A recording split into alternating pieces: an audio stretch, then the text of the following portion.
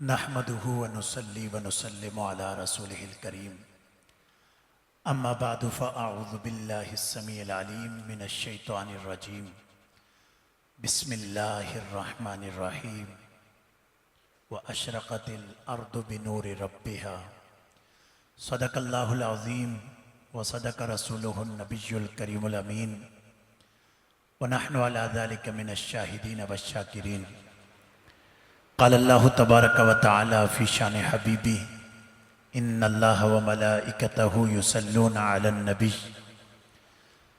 یا ایہا الذین آمنوا صلوا علیہ وسلموا تسلیما۔ مل کر پڑھی اللہم صلی علی سیدنا و مولانا محمد وعلی آل سیدنا و اصحاب سیدنا۔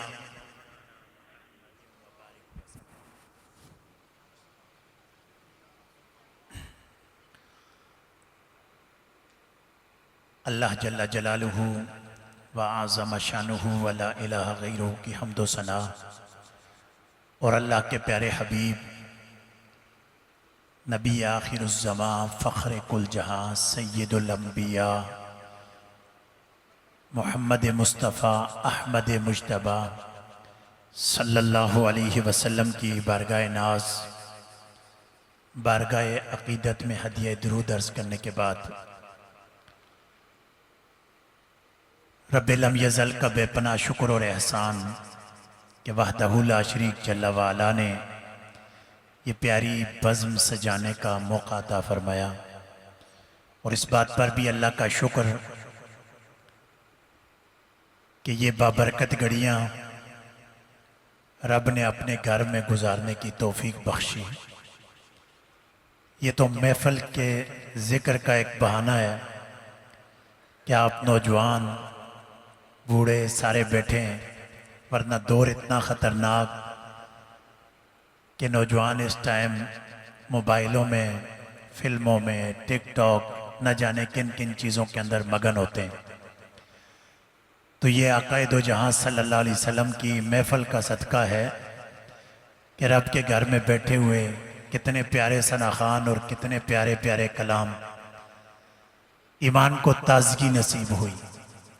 اور یہ ذکر ہے اس نبی کا ذکر کہ جو کل کائنات کا نبی ہے، کسی ایک قبیلے کا نہیں، کسی ایک علاقے کا نہیں، کسی ایک قوم کا نہیں، بلکہ کل جہاں کا نبی جنہیں بنا کر بھیجا گیا۔ کیسے نبی کہ جن کی گواہی پتھر بھی دیتے تھے، جن کی گواہی درخت بھی دیتے تھے، اور جن کی گواہی نومولود بچے بھی دیتے تھے۔ روایت سنیں ایمان تازہ ہو جائے گا، دل کو تازگی ملے گی، اور جتنی روایات سناؤں گا سند کے اعتبار سے بالکل صحیح روایات ہوں گی انشاءاللہ۔ حضرت معیقیب رضی اللہ تعالی عنہ آپ فرماتے ہیں کہ فَدَخَلْتُ دَارًا بِمَكَّةَ، کہ ایک دفعہ مکہ میں ایک گھر کے اندر میں داخل ہوا، رَأَيْتُ فِيهَا رسول اللہ صلی اللہ علیہ وسلم، میں نے اس گھر کے اندر رسول اللہ صلی اللہ علیہ وسلم کو دیکھا۔ رَأَيْتُ فِيهَا رسول اللہ صلی اللہ علیہ وسلم، اب آگے منظر بیان کرتے ہیں کہ میں نے دیکھا تو آپ کیسے تھے؟ کہتے ہیں وجہہ مثل دائرۃ القمر، میری نگاہ پڑی تو سرکار کا چہرہ چاند کی طرح گول تھا، یعنی گول چہرہ، اور چمک دمک تو چاند سے بھی زیادہ۔ فرماتے ہیں میں وہیں تھا، اتاہ رجل من اہل یمن، تو یمن سے ایک آدمی آیا آپ کی بارگاہ میں، بغلام یوم ولد، آدمی آیا اس کے پاس ایک بچہ تھا، اسی دن وہ بچہ پیدا ہوا تھا۔ بچہ لے کے آیا اور وہ بچہ ایک کپڑے کے اندر لپیٹا ہوا تھا، پہلے دن کا بچہ کپڑے کے اندر لپیٹا ہوا آپ صلی اللہ علیہ وسلم کی بارگاہ میں آ گیا۔ آپ صلی اللہ علیہ وسلم نے اس شخص کا استقبال کیا، اسے بٹھایا اور اس پہلے دن کے بچے سے آپ نے پوچھا، یا غلام من انا، کہ اے بیٹے میں کون ہوں؟ تو وہ پہلے دن کا بچہ کہنے لگا انت رسول رب العالمین۔ پہلے دن کا بچہ کہنے لگا آقا آپ کو کون نہیں جانتا، میں تو انسان پہلے دن کا ہوں، آپ کو تو وہ بھی جانتے ہیں جن کا دل کان آنکھیں نہیں ہیں، یعنی پتھر بھی جانتے ہیں، درخت بھی جانتے ہیں۔ تو وہ بچہ کہنے لگا کہ انت رسول رب العالمین، آپ رب العالمین کے رسول ہیں۔ عیسیٰ علیہ السلام پیدا ہوئے نا تو چھوٹے سے تھے، تو آپ نے کلام کیا سورہ مریم کے اندر پورا واقعہ، تقابل نہیں، یہ تو نبی بھی عیسیٰ کے بھی نبی ہیں، یعنی ہمارے نبی عیسیٰ کے بھی نبی ہیں۔ عیسیٰ علیہ السلام کو اللہ کی طرف سے حکم ہوا آمن بمحمد، اے عیسیٰ محمد پر ایمان لاؤ، وَأْمُرْ مَنْ أَدْرَكَ مِنْ أُمَّتِكَ أَنْ يُؤْمِنُوا بِهِ۔ اے عیسیٰ صرف آپ نے ایمان نہیں لانا، بلکہ آپ کی امت میں سے جس نے بھی آپ پر ایمان لایا ہے اسے حکم دے دیجئے کہ جب یہ نبی آ جائیں تو ان کا کلمہ پڑھ لینا۔ پھر ساتھ ہی رب نے فرمایا لولا خلقت محمدا ما خلقت آدم، اے عیسیٰ اگر میں محمد کو پیدا نہ کرتا میں آدم کو ہی پیدا نہ کرتا۔ لولا خلقت محمدا ما خلقت الجنت والنار، فرمایا اگر میں محمد کو پیدا نہ کرتا جنت جہنم کو بھی پیدا نہ کرتا۔ یعنی یہ کائنات بنائی گئی ہے باعث کائنات محمد مصطفیٰ، جن کے لیے بنائی گئی، شان لولاک جن کو ملی وہ محمد مصطفیٰ صلی اللہ علیہ وسلم ہے۔ اسی طرح سید عالم صلی اللہ علیہ وسلم جا رہے تھے تو آپ کے ساتھ حضرت عبداللہ بن عمر رضی اللہ تعالیٰ عنہ بھی جا رہے تھے۔ جاتے ہوئے راستے میں دیکھا تو ایک دیہاتی جا رہا تھا۔ آپ صلی اللہ علیہ وسلم نے پوچھا این ترید، کہاں کا ارادہ ہے، کہاں جا رہے ہو؟ وہ کہنے لگا الی اہلی، میں اپنے رشتہ داروں کے پاس جا رہا ہوں یا اپنے گھر والوں کی طرف جا رہا ہوں۔ آپ صلی اللہ علیہ وسلم نے پوچھا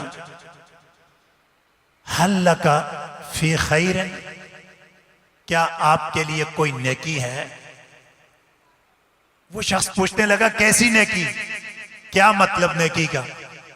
آپ صلی اللہ علیہ وسلم نے ارشاد فرمایا تشہد ان لا الہ الا اللہ وحدہ لا شریک لہ وان محمدا عبدہ ورسولہ، کہ کیا تم گواہی دیتے ہو کہ اللہ لا الہ الا اللہ ہے، یعنی اللہ کے سوا کوئی خدا نہیں، وہ اکیلا ہے، اس کا کوئی شریک نہیں، اور محمد صلی اللہ علیہ وسلم اللہ کے بندے اور رسول ہیں۔ وہ شخص بتوں کو پوجنے والا تھا، مشرک تھا، کیسے یکدم گواہی دے دے، کیسے کہہ دے کہ میں مانتا ہوں، آپ کو رسول مانتا ہوں، اللہ کو ایک مانتا ہوں؟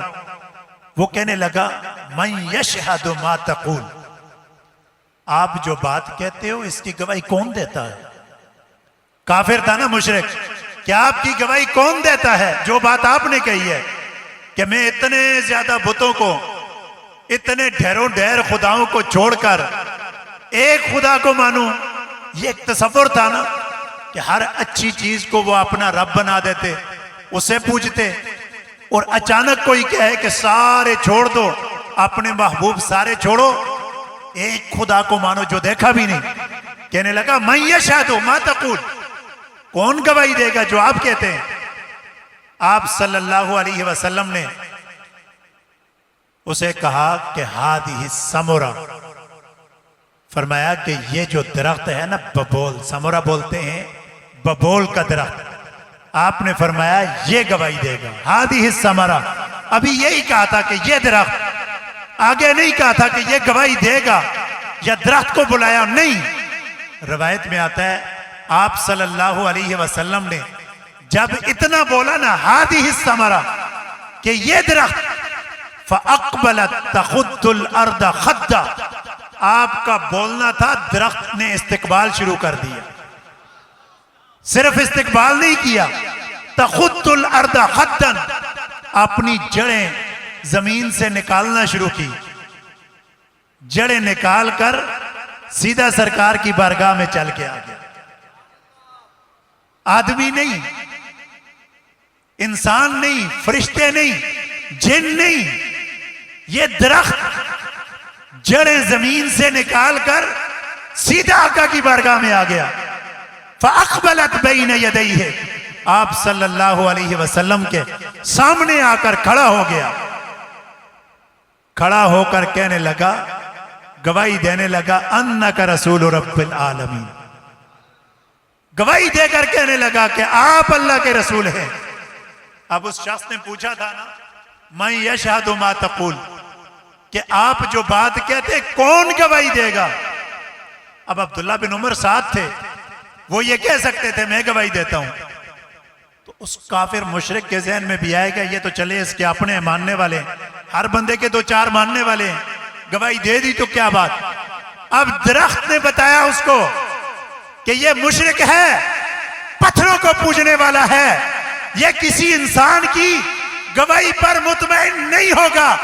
درخت نے وہاں سے گواہی نہیں دی، چل کر آ کر بتایا کہ ارے او مشرک، تو پتھروں کو پوجتا ہے، تمہیں یہ نہیں پتا، تو یہ کہتا ہے کون گواہی دے گا؟ ہم درختوں کا نبی ہے، ہم گواہی دیتے ہیں. یہ صرف انسانوں کے نہیں، جب یہ نبی آئے تو سمندر کی مچھلیاں شرق سے غرب، غرب سے شرق کی طرف جا کر نعرے تکبیر، نعرے رسالت، نعرے حیدری. ہماری اس محفل کے خصوصی نعت خوان کراچی سے تشریف لائے، انٹرنیشنل نعت خوان. بڑی خواہش تھی ان کو سننے کی، آپ میں سے بھی بہت سارے لوگوں کی خواہش ہوگی ان کو سننے کی. غلام مصطفیٰ قادری آپ اکثر دیکھتے ہوں گے سوشل میڈیا کے اوپر بھی کہ دنیا بھر کے اندر یہ جاتے ہیں نعت خوانی کے لیے. اللہ پاک نے ان کو آواز بھی دی ہے، عزت بھی دی ہے. اللہ پاک مزید برکتیں عطا فرمائے ان کو. تو بات چل رہی تھی کہ کون سے نبی کہ جب وہ تشریف لائے تو سمندر کی مچھلیاں بھی مبارکباد دینے لگی، ہواؤں کے پرندے بھی مبارکباد دینے لگے، شرق سے غرب جا کر مبارکباد دینے لگے. کیونکہ ان ساری چیزوں نے بتایا کہ 1.25 لاکھ کم و پیش نبی آئے، قوموں، قبیلوں کی طرف، قوموں کی طرف، خاندانوں کی طرف. اب جو نبی آئے ہیں وہ ہر ایک کے نبی ہیں اور سب سے آخری نبی تشریف لائے. اب صحابہ کرام نے اپنی آنکھوں سے ایسے معجزات دیکھے تھے، انہیں پتا تھا انگلی اٹھاتے ہیں تو چاند کے 2 ٹکڑے کر دیتے ہیں، ڈوبے ہوئے سورج کو واپس پلٹا دیتے ہیں، مردہ گو آتی ہے تو اسے زندہ کر کے کہتے ہیں مانا نا، وہ گو کہتی ہے کہ انت رسول رب العالمین. وہ بھی درختوں کو دیکھا وہ گواہی دیتے ہیں، پتھروں کو دیکھا وہ گواہی دیتے ہیں. تو ان صحابہ کرام کے دلوں کے اندر کیسا عشق پیدا ہوا، اس کی ایک مثال سنیے آپ. نبی اکرم صلی اللہ علیہ وسلم بدر کے میدان میں تشریف لے گئے جہاد کے لیے، اور آپ صلی اللہ علیہ وسلم کے ساتھ صحابہ کرام بھی چلے گئے. بدر پہلی جنگ تھی اور صحابہ کرام بڑے جوش جذبے کے ساتھ گئے. ایک صحابی عمیر بن عدی رضی اللہ تعالیٰ عنہ، آپ نابینا تھے اور جہاد کے لیے نہیں جا سکے.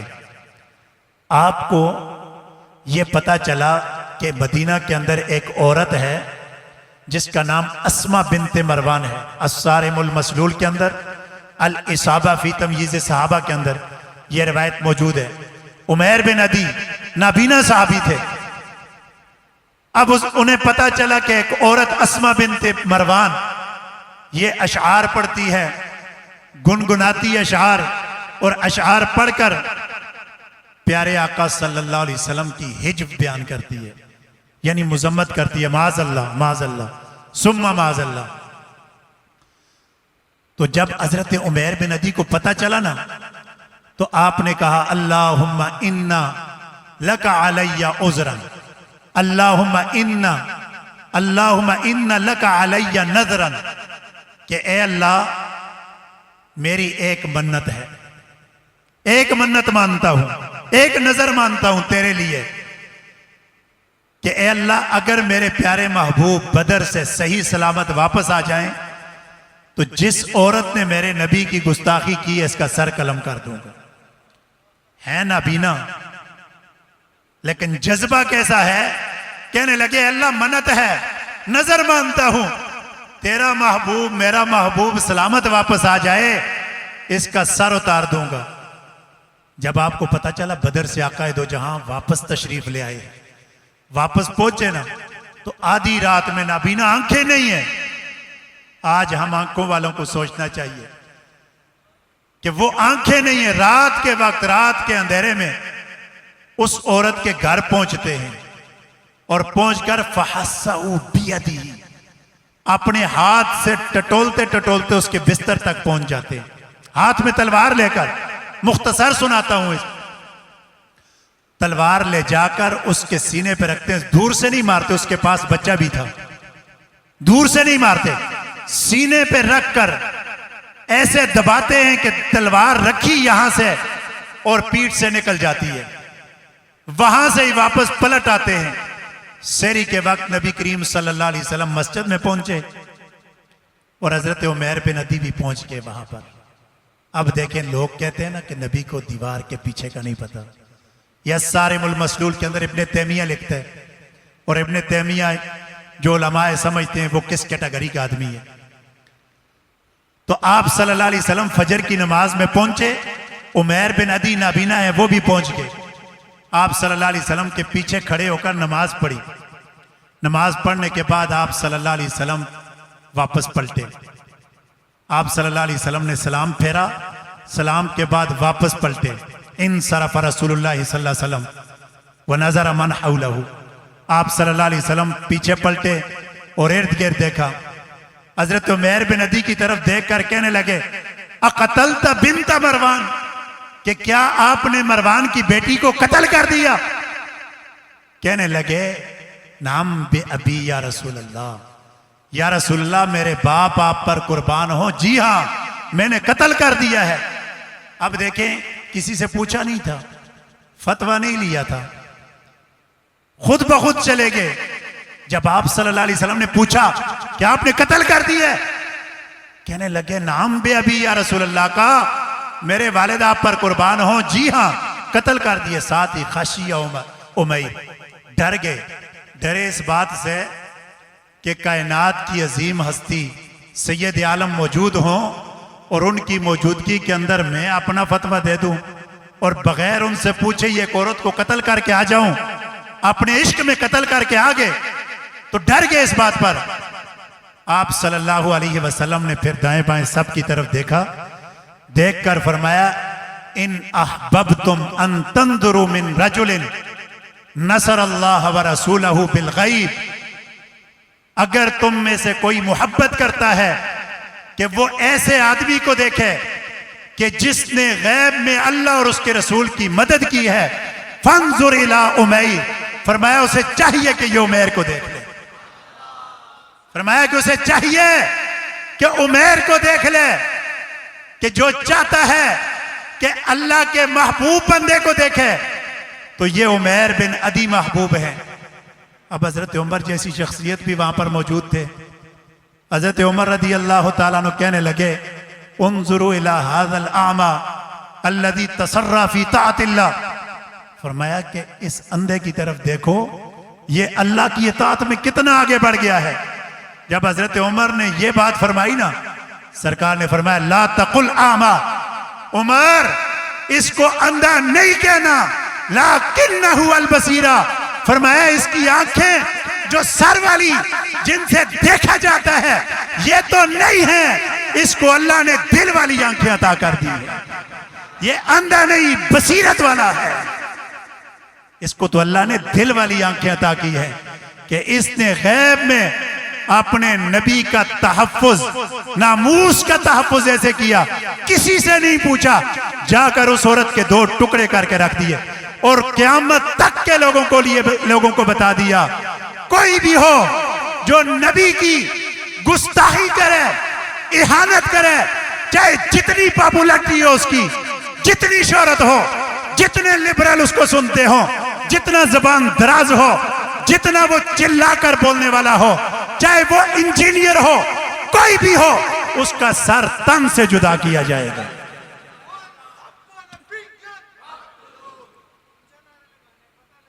من سب نبیًا،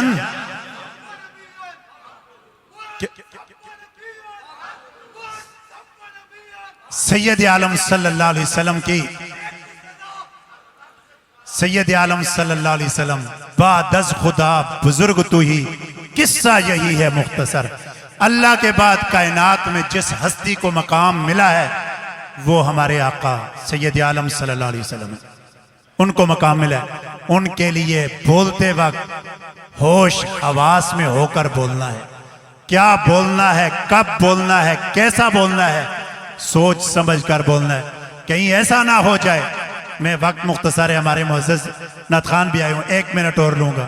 قرآن پاک آپ پڑھ کر دیکھیں، اونچی آواز صحابہ کرام کے لیے، وہ صحابہ کہ جن کی شان میں اللہ نے فرمایا امتحن اللہ قلوبہم للتقوی، کہ ان کے دلوں کو چیک کیا اللہ نے۔ آپ دیکھو صحابہ، ان کے دلوں کو چیک کیا اللہ نے، کتب فی قلوبہم الایمان، ایمان کی مور لگا کر، فائزون راشدون، اللہ نے یہ گرنٹیاں دے کر ان سے یہ فرمایا لا ترفعوا اصواتکم فوق صوت النبی، کہ نبی کی آواز پر بھی آواز اونچی نہیں کرنی، کہیں ایسا نہ ہو کہ سارے کے سارے تمہارے اعمال حقارت چلے جائیں، ضائع ہو جائیں۔ یہ شان رسالت ہے، ذرا ہوش سے بول۔ ان کے لیے جب بھی بولے کوئی، ہوش سے سوچ سمجھ کر بولنا ہے۔ سید عالم صلی اللہ علیہ وسلم کی ذات بابرکات پر ساری کائنات قربان ہے۔ ان کی عزت نہیں تو کسی کی بھی عزت نہیں، عزت ہے تو ان کے صدقے سے ہے، ان کے صدقے سے ساری کائنات بنائے گی، عزت ہے تو ان کی ہے۔ اسی پر میں اکتفا کرتا ہوں اور میں شکریہ ادا کرتا ہوں سلمان بھائی کا، جنہوں نے یہ پیاری بزم سجائی، اور اپنے اہل محلہ کا، بالخصوص ہمارے جو سابقہ کمیٹی کے صدر تھے، آج ان کی کمی، ہر دفعہ ان کی کمی محسوس ہوتی ہے۔